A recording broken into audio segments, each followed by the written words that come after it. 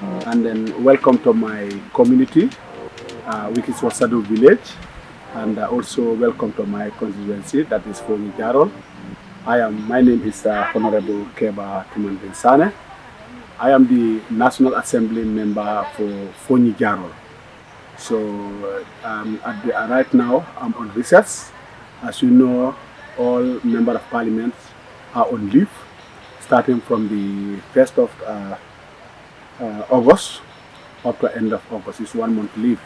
So I decided to come to my community, to my constituency, to know what is happening there in terms of agriculture. I go around the villages and then try to speak to the locals, see what they are doing, and then I make sure I also ask questions. What support are they getting from government? What support are they getting from individuals? All this is together we can improve on agriculture, because agriculture is the backbone of our country. So this is why not I'm doing it for political gains, but myself, whether a politician or not a politician, all of us depend on agriculture, because even the president, all what he is there is from agriculture. So a nation can never be healthy without a healthy agriculture. And then healthy agriculture can only happen when people know what they are doing. And this is why I am visiting different groups, different communities, different crops, to see the challenges that people are also facing, to discuss with them, so that at the end of the leave, I can take that message to the National Assembly. So I am not here to do witch hunt. I am not here because I want to find out what government is not doing, but I am here to help gather information so that government can improve on what they are doing. And then philanthropists who are also supporting communities can know exactly what people want, and then they can also help, because government also can't do it alone. So I'm only here on a fact-finding mission. Well, my vision is agriculture still, if you look at, even you compare the government of Sir Dauda, that's the first republic, you see how many millions we have spent. Come to Yaya Jammeh, I can say even billions, not even millions, because we have seen the tractors he bought and then gave it to farmers, what he has done in agriculture. He himself, as the president, how many farms Jammeh has all over the country, in West Coast, in almost every region, the 6 regions of the Gambia. Jammeh was having farms almost everywhere.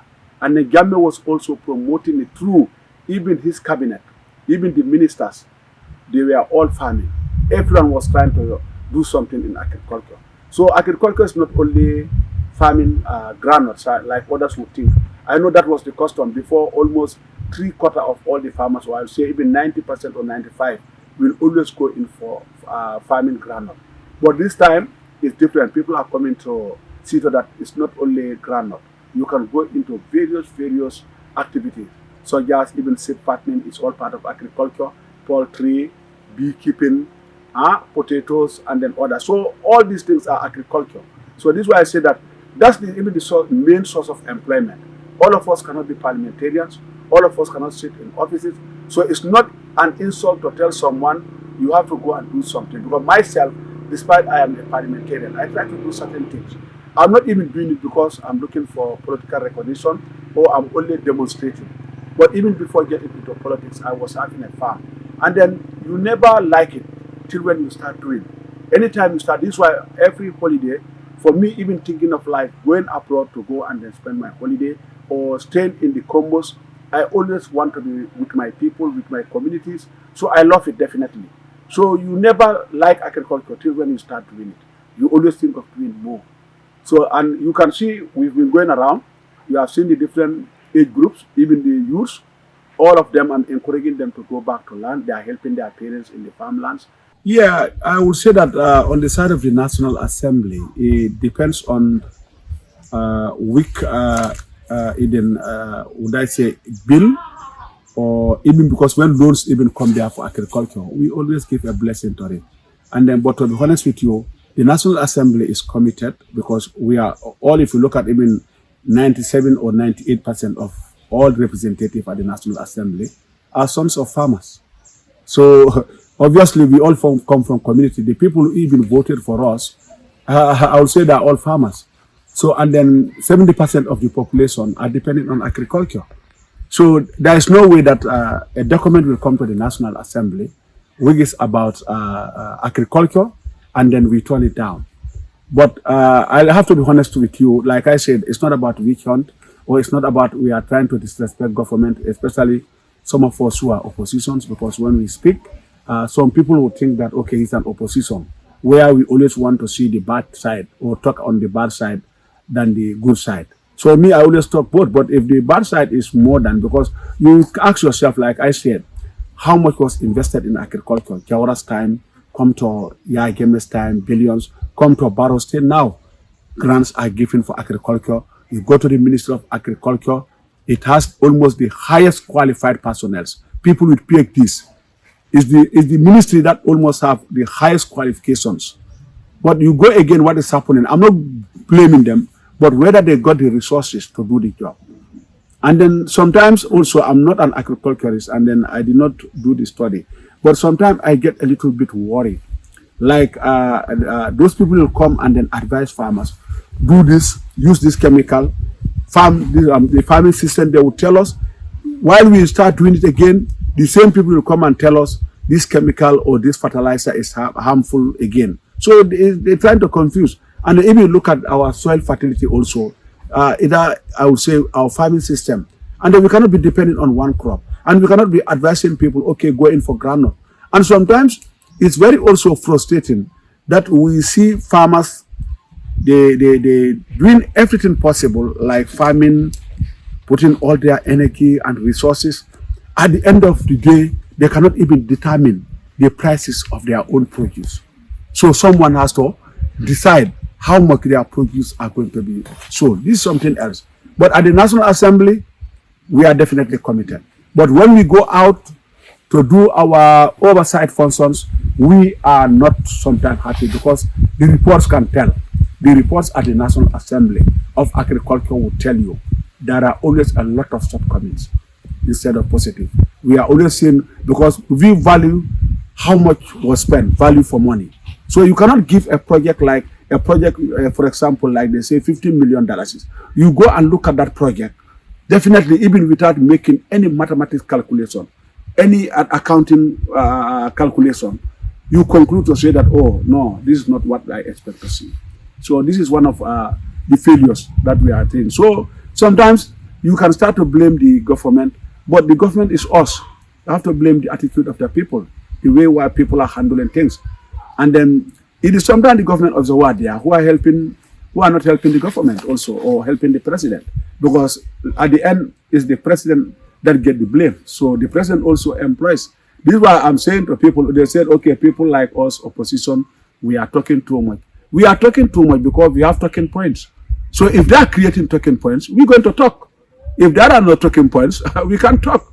And some of us are not opposition who will go and fabricate stories. Me, I always have my bargains. I said, if you want to deny what I'm saying, if you want to rubbish it, come and I give you the National Assembly report. That is not written by me. Or I give you the auditor's report. We are seeing these days the demonstrations that are going on.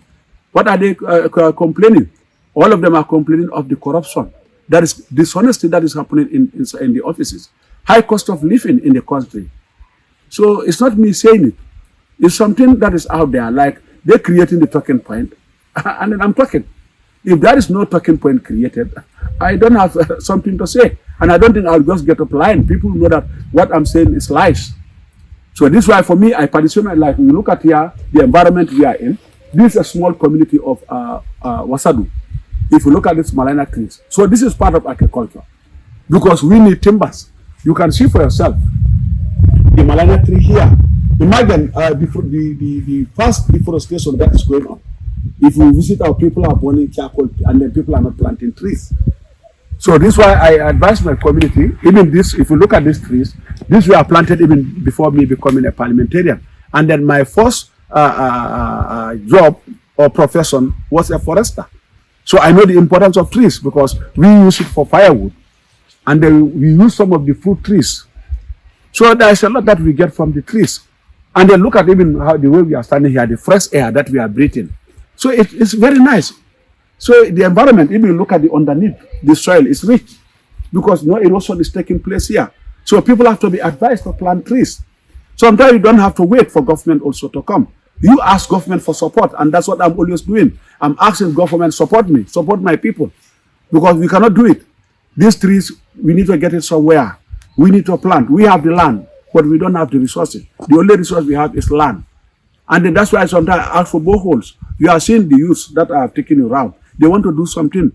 Some of them don't want to engage in, but that's why I say that youth empowerment programs, like having those gardens. You have seen the other youth that we interviewed, who is having his banana plantation. How much he is getting there. It's a source of employment for him. He's not now going anywhere to the offices to look for any office job. Because what he's getting there, he knows is more than the office. Huh? Thank you. Well, the policies that we want to introduce, you know, is very funny. A country where I would say even 98% of the population depend on agriculture, even 100, because I don't know how many people you go to the office, they will tell you that they are vegetarians or whatever you call it. So, and then that country, you find that they say maths and English is compulsory, agriculture is not compulsory. This is very interesting and very funny. So I think government should come up with a policy that, in fact, before you say English is compulsory, what is the purpose of English? It's language. So for me, either they make the 3 subjects compulsory. I know English also is important, but if they cannot do it, you take out English and make agriculture compulsory, because we need to know what we are doing. Because yesterday's farming system and today's farming system differ. And then even our old people, our fathers, they are even tired of us, because they say that we went to school, we came back, we told them, no, stop doing this. This is a bad farming system. Now the systems that we introduce, the fertilizer that we introduce, or the chemicals that we introduce, we are coming back again to tell them that those chemicals, that farming system is bad. Or that chemical again that we are using on the crop is also harmful again. We are making them confused.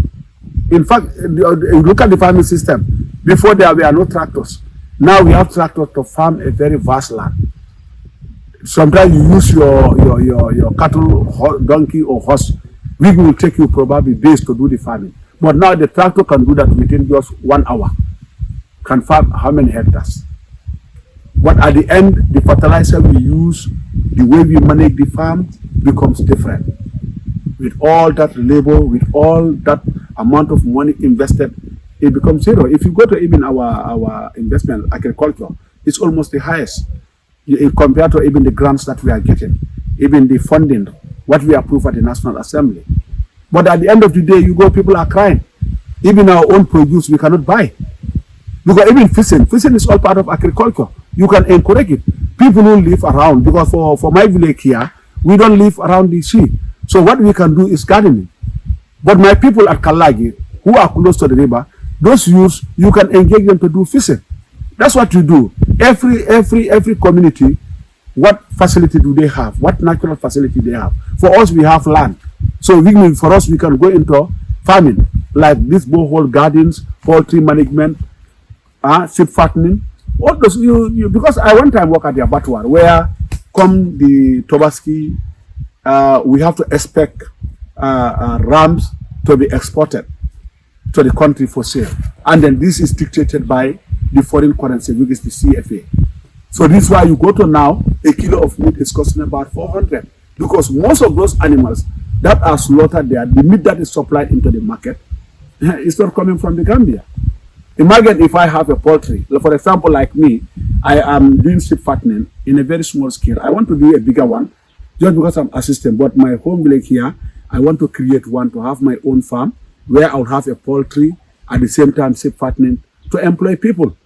At the same time, we'll be able to beat down the price, because we'll be able to supply in the community. Because my own in London, from Tobaski, I don't think of buying ram. While people are crying the cost of ram, I'm not. This is for years, even before I became a parliamentarian. I only cry because when I want to help others, like my in-laws or friends coming or relatives help me because of that. But if not, myself, I just get one from my farm and then just use that one. That's what I'm doing. So I wish if every youth is empowered, because most youth want to go in for poultry management or fattening.